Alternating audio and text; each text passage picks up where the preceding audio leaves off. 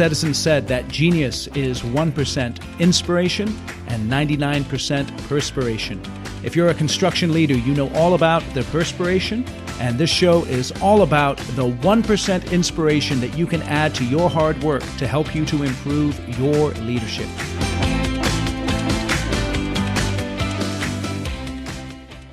Adam, welcome to Construction Genius. All right, thanks so much for having me. It's great to be here. It's a pleasure.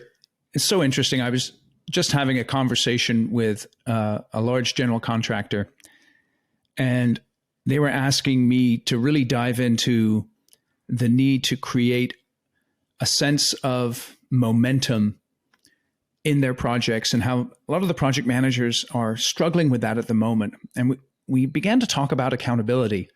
And I know that's a topic that you're very passionate about. And so I'd like to dive into that today, the link between accountability and successful construction projects. So in your mind, what is a good definition for accountability? Totally. This is a great topic. And, actually, this is the thesis of why we created JetBuild.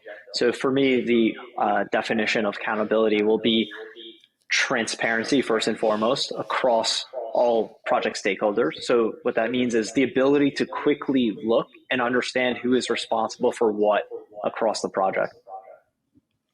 Okay, so transparency and accountability are linked together. That can be a challenge many times because it immediately makes me think of conversations I've had with contractors where, we're making sausage over here, and we don't necessarily want the client to see exactly how we're making the sausage. We just want to present them with the sausage. So totally. How does someone navigate that kind of tension there? Yeah, that's a great question. There's certainly nuances as it relates to what kind of access or exposure you want different teams to have. So there's a fine line in terms of what the, let's say, owner should be seeing, the design team should be seeing, and the contracting team should be seeing. So in a simplistic way of controlling that environment and allowing for everybody to dive into their micro responsibilities is access control, right? Technology. That would be my means of answering that in a simple way. Okay. And so it's interesting, though, because you immediately linked accountability with transparency, and I wasn't anticipating you going that way. And so tell me a little bit more about why is transparency in construction so vital? Absolutely. So as we all know, there are multiple companies involved in a construction project, right? So the necessity for collaboration needs to happen. And that means everything from, material logistics coming in from external companies that have no involvement on the job site to contracting teams all coming from different companies to design teams working from their offices, builders from their offices. And, I could keep going and going there where, there's job site necessity for collaboration, off-site necessity for collaboration, and for all of these components to combine. And in that area of combining accountability, combining responsibilities, if transparency exists, then everybody knows who to reference when needed. Everyone knows who to look to when project is being bottlenecked or if next steps need to occur. So the transparency across the companies is relevant when needing to understand how it's impacting what you're doing and vice versa. Okay, so let's say I have that transparency and I'm building a project, I'm a project manager. I understand, let's say I'm a general contractor, I understand which one of my subs is not delivering on their promises, or I understand how there's an outstanding change order that I need to negotiate with my owner. But let's just ask this question. Why do we struggle so much with accountability, even when we have all of the data that we need to see what's going on in the project?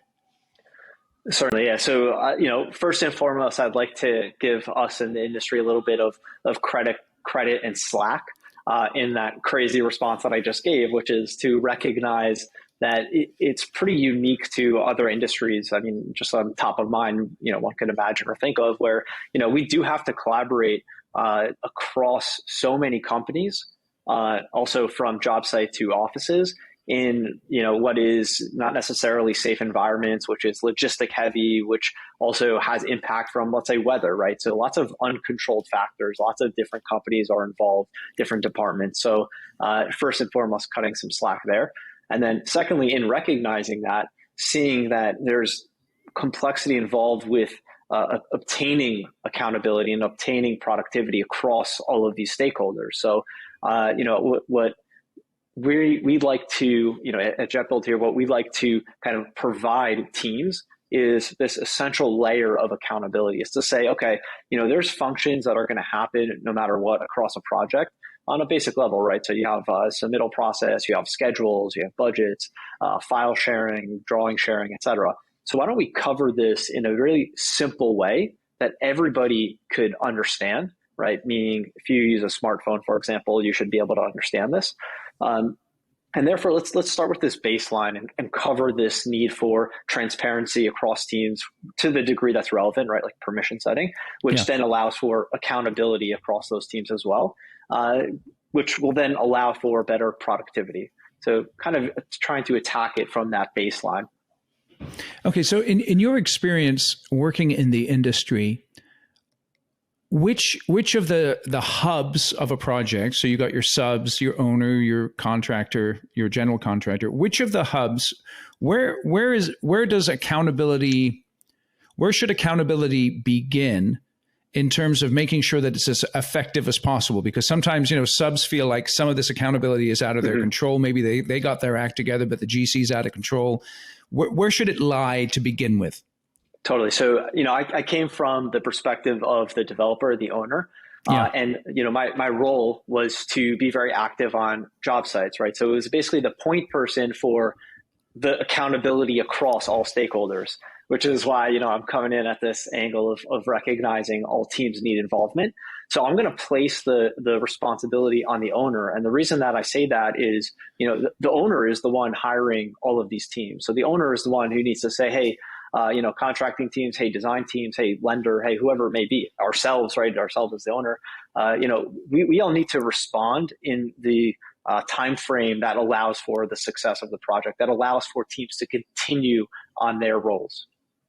Okay, so the immediate problem that I see with that many times is owners have unrealistic expectations, and they have a project that's being built, and all of a sudden they think, well, no, I want it done differently, and so therefore now I'm going to bring the change to the table, and now I'm going to expect the general contractor to bend over backwards and not give me any additional money.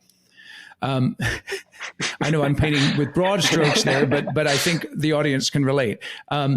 So tell me, as a general contractor, what do I need to do as I begin to work, particularly with a new owner, to establish lines of communication and accountability that will ensure that regardless of how the project goes in terms of changes and the ups and the downs, that I can maintain a healthy relationship with all the project stakeholders? Yeah, totally. Great point. What we are trying to do is eliminate, and what I tried to do it when I was working in the industry was eliminate that finger pointing game, right? I think that there needs to be an awareness from all sides that, this element of finger pointing and pushing people to an extent that they can't perform because it's unrealistic. I mean, it quite literally helps no one, right? So first of all, to have, I'll call it boundaries of what's possible. And I think in establishing boundaries of what's possible, this, collaborative platform, collaborative transparency allows for that to occur.